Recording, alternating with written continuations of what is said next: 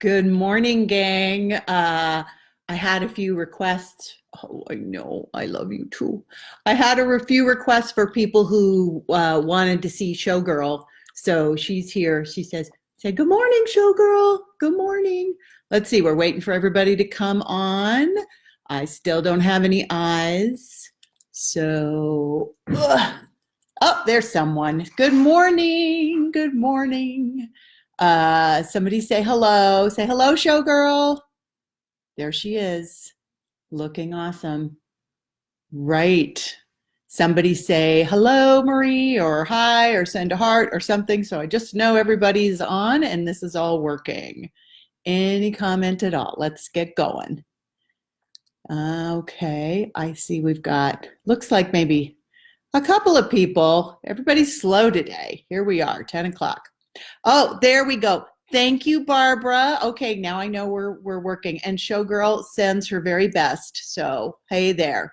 All right, I'm going to let this young lady sit back down next to me. Good morning, everyone. I hope you're having a good Tuesday so far. We had a little snow here last night, which is somewhat alarming. Oh, hi, Patrice. How are you? And hello, Rebecca. Good morning to everybody. Good. We're getting a good crowd on here. I'm going to get right to the reading pretty quick today. We're going to have chapter 6 and 7, but I did want to mention a couple of digital resources. I saw this was kind of amazing. And an article was listed. My friend Meg Cox, I put her article up that it's really a good one about social rituals that you can undertake during this time. It's on my Facebook page. You should read it. It's a terrific article.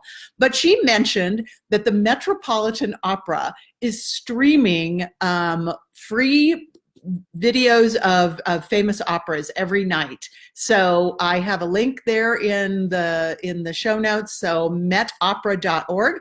And I did also want to let you know that, yay, at long last, I now have a YouTube channel. So all of these videos will also live over there on YouTube. And to find it, I think the easiest thing is just to go to YouTube and put Marie Bostwick in the search line. And then if you scroll down a little way, you'll see a logo with an MB, and that is where all of these videos are going to live. So very exciting. And right now I am going to be reading chapters 5 and 6 from a single thread. And if you've missed any of our other videos, you can go back and we still have them all so that are available. All right, let's get going. Chapter 6, Evelyn Dixon. The server, a handsome, tall man with gray hair and blue eyes, who might have been a few years older or younger than myself, and whose brogue brought forth visions of green hills and the old country, wore a disdainful expression. Madam, he said, I may be an Irish pub restaurateur, but this is a fine dining establishment, not a pub. No, we do not serve bar food here. I can offer you a very fine duck confit, a dish that recently caused the food critic from the Globe to lay her head on the table and weep for joy. But chicken wings never have and never will appear on the menu of the restaurant of the Grill on the Green. I'm sorry, I'm having trouble with the brogue this morning. This is why people sometimes say, oh, Marie, you should do your own audiobooks. Those people are actors. I just write books, so I'm going to try again. All right. And there isn't a restaurant within 500 miles that serves Dr. Pepper. This is New England, not the Alamo. There was something in his eye, just the barest glimmer of a twinkle, that indicated he might be teasing me, but I wasn't sure. So I dutifully ordered a ginger ale and the duck and made no more mention of chicken wings. So you're the owner? I asked when he wrote down the order. I saw you seating people on my first visit to New Bern. I am. Today I am also the waiter. One of my servers called in sick. Other days, I'm the maitre d', the chef, the head dishwasher, bartender, and bouncer, whatever's needed. That's the nature of owning your own business. You've got to be a jack of all trades, able to step in and do anyone's job at a moment's notice, and do it well. Yes, I'm beginning to understand that myself. I'm Evelyn Dixon, I said, smiling. I've taken out a lease on the old Fielding Drug Building in Cobbled Court. His eyes grew wide and he started to say something, but suddenly flinched and turned around just in time to see one of the servers nearly drop a tray. It was like he had eyes in the back of his head. "For heaven's sakes, Jason," he exclaimed, grabbing the edge of the tray a split second before it would have clattered to the floor, taking 2 entrees with it. "Watch what you're doing." "Sorry, Charlie," the young server said. "I lost my balance. I'll be more careful." "You certainly will," he retorted, the threat in the waiter's imminent unemployment clear in his tone. He glared at the young man and then looked down at the tray. "Is this the order for table 24? The salmon for Mrs. Wynne?" The server nodded. "Take it back. Don't even think of serving it like that. Abigail likes her salmon well done, charred on the outside, black. I've told you that a million times." "I know," Jason nodded earnestly. "I told Maurice that it was for Mrs. Wynne. I told him what you said, but he said he wouldn't do it. He threw a spatula at me and said it was a crime to serve it like that." Charlie rubbed his face with his hands. "Well, that is as may be, but Abigail Burgess Wynne is the customer and one of my best. So Maurice is just going to have to put principle aside and cook her salmon the way she wants it. You go back here and tell him I said that. And if he doesn't like it, he can just..." Jason, who couldn't have been more than 20, faced with the prospect of delivering this message from the irate, temperamental boss to an equally irate and temperamental chef, had a look of terror on his face. Charlie sighed, his anger deflating. "Never mind, I'll deal with Maurice. But if you're ever going to make anything of yourself in the restaurant business, Jason, you're going to have to grow a spine. Get this lady a ginger ale and a glass of Chardonnay while you're at it on the house. She's going to need it. She's about to open her own business." He marched off, jaw set and eyes steely, ready to do battle with the kitchen king. Within a minute, Jason was back, carefully balancing 2 glasses on his serving tray. "Oh," I said, gesturing toward the wine glass. "I don't need this. I think he was just kidding." "Maybe," he said, putting both glasses on the table, "but you can't always tell if Charlie is joking or not. He's not in a good mood, and I'm not taking any chances." "So he's hard to work for?" "Not exactly. He's demanding, that's for sure. But he's not any harder on us than he is on himself. When I first started working here, he scared me, but I've learned a lot from him. His family in Ireland owned restaurants for generations. Charlie knows everything about food. Maurice does the cooking, but if he wasn't so busy running the restaurant, Charlie could do the job himself. He and Maurice plan all the menus together." Jason grinned as he continued. "Someday, I'd like to have my own restaurant. You know, nothing as fancy as this. Maybe just a nice diner or something. I figure that by working for Charlie, in a couple of years, I'll know enough to make a go of it." "Does he know that's what you want to do?" I asked, sipping at my ginger ale. A lot of entrepreneurs might not hire someone who would become the competition in a year or 2. Jason laughed at the idea. "Me? Competition for the grill? I don't see that happening. But Charlie knows about my plans. I told him during the interview, and he hired me anyway. But ever since, he's been helping me, pulling me aside, explaining the business side of things, having me work in the different parts of the restaurant, so I'll know what it really takes to run one of my own. Charlie's really a good guy deep down. He just comes off a little hard-nosed at first." "Jason!" The young waiter jumped, and so did I. Charlie seemed to appear out of nowhere. "Have you been standing there all this time, talking?" "No, Charlie, I said the drinks, just like you said to." "Well, good for you. And did I then say you could stand here sucking up oxygen while the people at table 26 die of thirst because you've neglected to fill the water glasses? Get on with you, boy." Jason scuttled away. "You haven't touched your wine," Charlie said with a frown. "Go on then, try it," he commanded. I did. It was delicious, a flavor like oak and black currants and age, an aroma like secret underground caverns. "Wonderful, must be expensive." Charlie shook his head. "Not at all. This is our house Chardonnay. It's French and very affordable for the quality. Most people think domestic wines are cheaper, but lately the California vintages have gotten ridiculously overpriced. Many of the European wines are a much better value if you know what to look for. Of course, we carry wines that cost as much as $200 or $300 a bottle for those that want it, but by and large, our wine list is very accessible.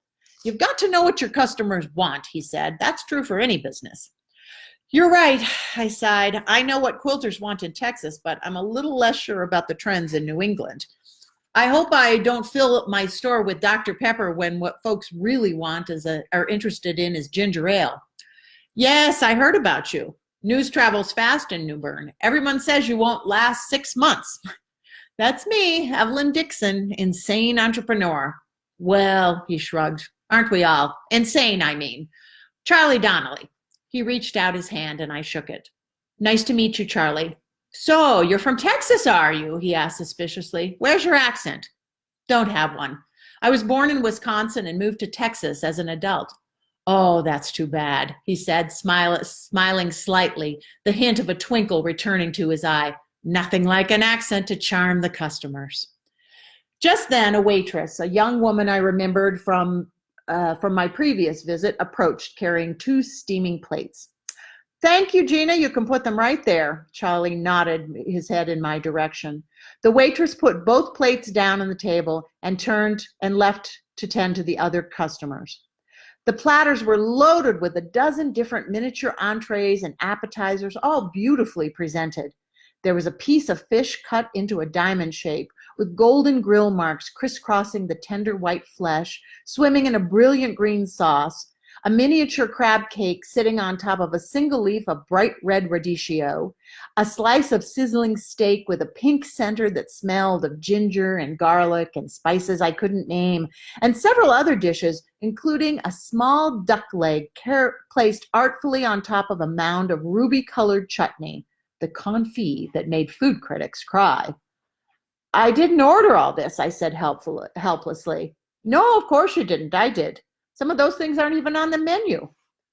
It looks delicious, but it's too much. I'll never be able to finish it all. At least sit down and help me eat some of it. Charlie frowned and shook his head. Can't do that. I've got a restaurant to run. Every table is full. I never sit down to eat until at least 9 o'clock after the rush is over. But I really didn't know what to say. The food smelled delicious and I was starving, but the grill was not an inexpensive place and I was worried about how I'd pay for all of this. Try it, Charlie said. Clearly, he was not going to budge until I tasted the food. The confit first. Make sure you eat it with the chutney. It's delicious. My mother's recipe. Well, go on, he said impatiently. Charlie, it's just that a pipe burst in the shop this morning and it's going to cost $1,500 to fix it. And now I'll have to delay my opening again. I haven't had any income for months, just money going out for remodeling and buying stock. I've been watching every penny. I haven't even gone to the movies in 3 months. But today was such an awful day that I decided I just had to have a little treat. But I was only thinking of getting a soda and an appetizer, not all of this. I looked up, trying to read his face, hoping for some sign that he understood my predicament, but it was impossible. Embarrassing as it was, I was going to just have to say it. Charlie, I can't afford this. Charlie looked at me blankly for a moment. Then one corner of his mouth twitched and the other followed, and he smiled. Well, of course you can't, you silly woman. You're about to open your own business. You don't have 2 nickels to rub together. You think I don't know that? This is on me, a sort of welcome to the neighborhood dinner. I reckoned I'd better do it while you're still here because, as everybody says, you won't last 6 months. There was the sound of a woman's voice, raised and clearly irritated, coming from the back of the restaurant, and Charlie turned. Thanks again, he said over his shoulder as he walked away to see what the commotion was. Everyone might be wrong. Eat your duck. I smiled, picked up my knife and fork, cut off a small piece of the bird, and put it into my mouth. Charlie was right. Tears came into my eyes. I had made a friend. That was actually supposed to be then again instead of thanks again. I don't know why I'm having trouble reading today, but I am. So maybe the tea will help. All right, are we enjoying ourselves? Are you ready for the next chapter? Chapter 7. Abigail Burgess Wynn. Jason, one of the newer waiters at the grill, finally brought our entrees. Asian shrimp salad for Mr. Spaulding, he said, putting down the plates, and the salmon for you, Mrs. Wynn. Sorry for the delay. The poor boy looked frazzled. That's fine, Jason. We weren't waiting long. I smiled conspiratorially and rested my hand on his arm for a moment. I saw Charlie charge back to the kitchen looking ready to explode. Let me guess, Maurice didn't want to burn my salmon? Jason smiled but didn't say anything. I laughed.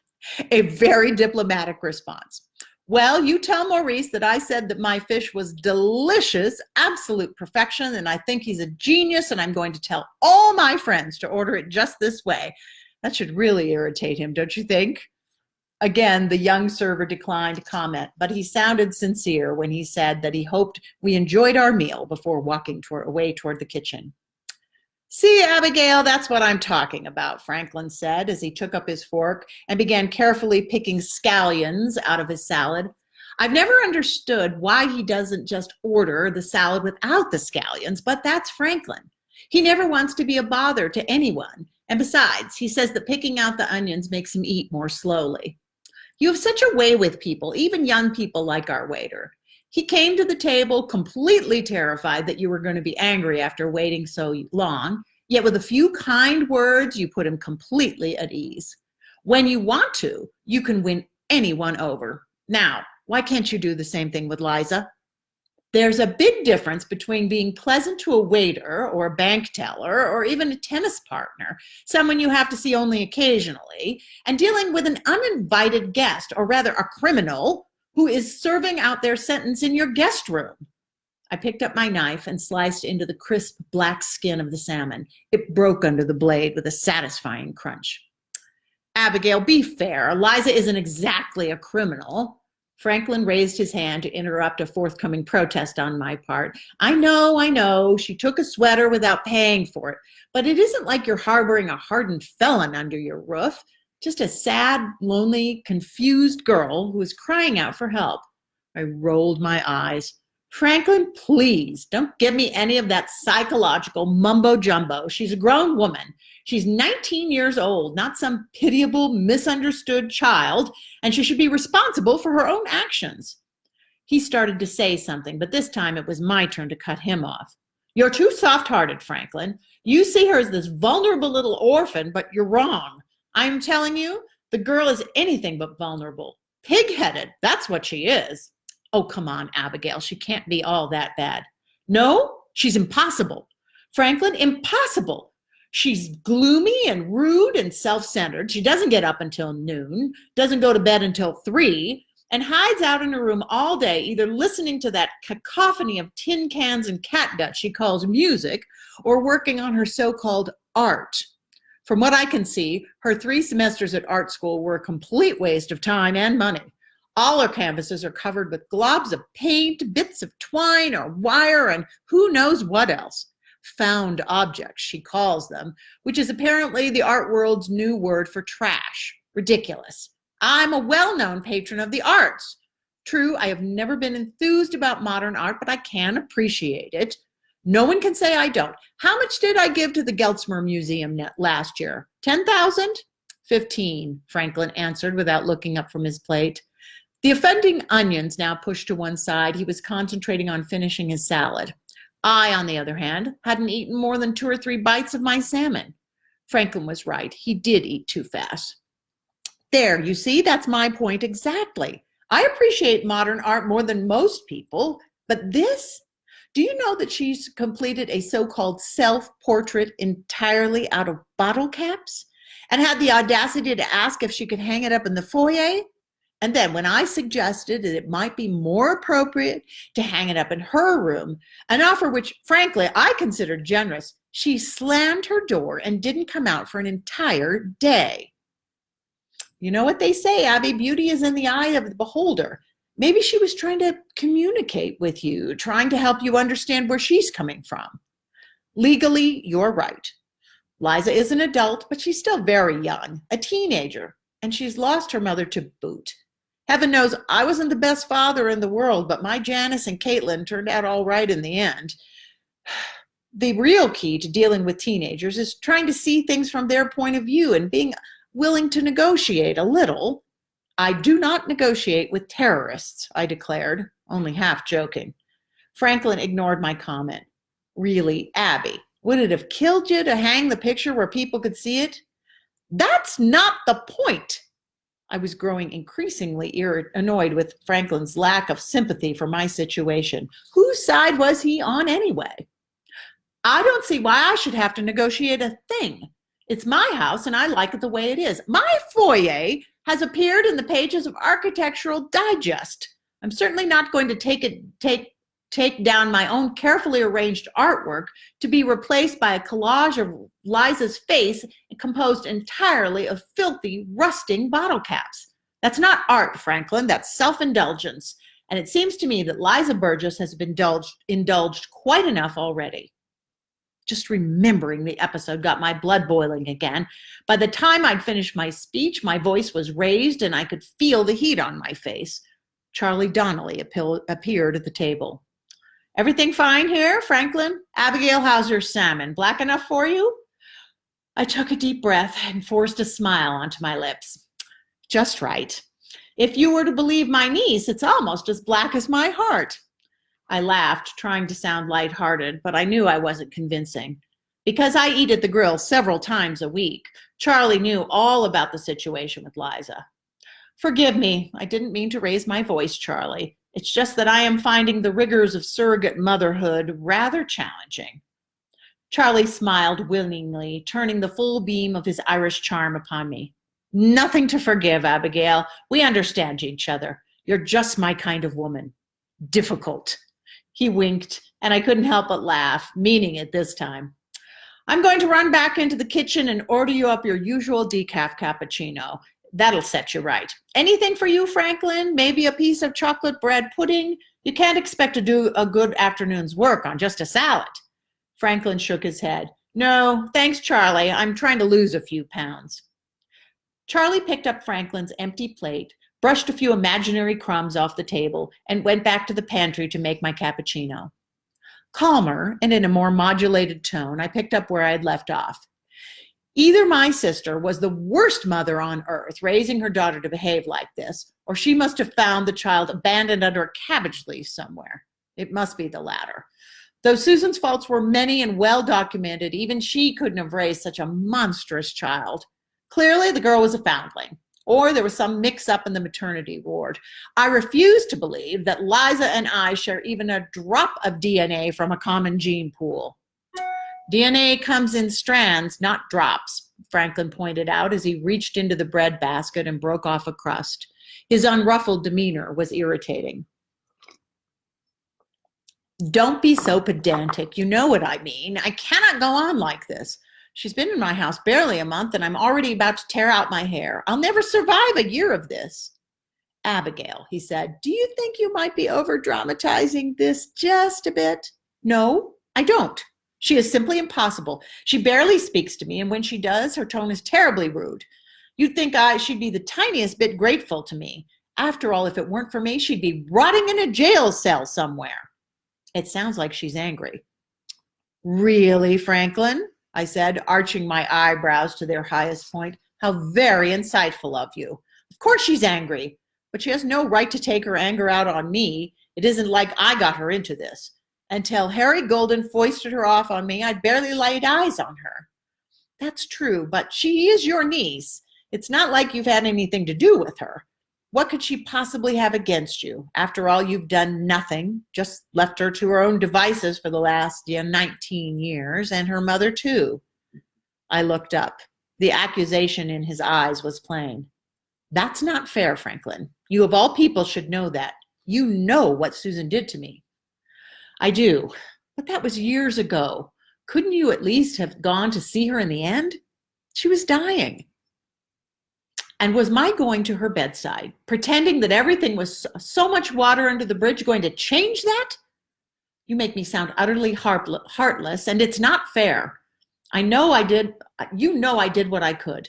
I made sure there was enough money for Susan's doctors and for Liza's education after. I told you to make sure they had whatever they needed. Franklin looked at me and said in a cold voice, what you said was to make sure that they had whatever they needed as long as you never had to deal with them personally.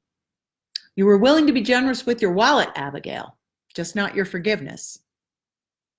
I was protecting them, I hissed. I didn't want them to be embarrassed about taking money from me. That's why I had you make up that story about Uncle Dwight dying and leaving Susan a legacy so they wouldn't have to feel beholden to me. Abby, I'm not even sure that you believe that speech. Maybe you'd better rehearse it a few more times. Franklin Spaulding? How dare you? This was too much. I was furious, but he didn't seem to care. Abby, I've always thought you were a simply marvelous woman. Difficult, as Charlie so aptly observed, though worth the effort. But you've always held everyone at arm's length, even me, and I've known you, known your secrets, taken care of every detail of your personal affairs for the last 30 years. It was the same with Susan, though once upon a time she was closer to you than anyone in the world. I know she hurt you terribly, but if you couldn't bring yourself to forgive Susan, or even to see her, you might at least have reached out to Liza. After Susan died, she had no one but you. No one but you. I heard the way she, excuse me. After Susan died, she had no one to turn to. No one but you. I heard the way she talked to you in the judge's chambers. Clearly, you decided to be the person Clearly, you decided to be the person she could turn to, and look what it came from. She came here looking for you, Franklin, but somehow I'm the one who's left cleaning up the mess that you, with all your meddling in private affairs that don't concern you, have created. Who asked you to do that? All you were supposed to do was make sure she had enough money. That's all. In spite of my earlier resolve, my voice was raised. A few people in the restaurant were craning their necks to look at us. Many more were pretending not to look. I was mortified. I took a deep breath, touched my napkin to my lips, and laid it on the table. I got up to leave just as Charlie returned, carrying a cup of steaming cappuccino. His eyes moved quickly from Franklin's face to mine, assessing the situation. Abigail, he said soothingly, sit down and have your coffee. It's got a lovely big cap of foam. I made it myself. Thank you, Charlie, but I have to go. I'm not feeling well. Please just add it to my tab and leave 20% for Jason. I gave him a quick peck on the cheek and picked up my handbag, then leaned down to speak to Franklin. Franklin, I said quietly, but through clenched teeth, you're my lawyer. You're not my lover or my minister or my therapist. You're my lawyer. That's all. From here on out, I want you to do what I ask you to do, the job I pay you to do, and nothing else. These are family matters, Franklin, and I'll thank you to stay out of them. I stood erect, and Franklin said, you're right. It's a family matter, Abigail. Your family. Why don't you start acting like it? I didn't respond, just squared my shoulders and walked out of the restaurant. That is all for today, my darlings. I hope you will join me again tomorrow right here. And remember, they're on YouTube and or on the Facebook page here too if you want to see them later. Here is the verse that caught my eye in my Bible reading this morning. Psalm 50, verse 15. Call upon me in the day of trouble. I will deliver you, and you shall glorify me. All right, my dear friends, thank you for spending this time with me. I'm sorry the reading was a little bit rough today. I don't know what was going on, but tomorrow is a new day, and isn't that always a wonderful thing? What was it Anne of Green Gables said? Tomorrow is a new day with no mistakes in it. But on this day, I hope you all have a good one. Talk to you tomorrow.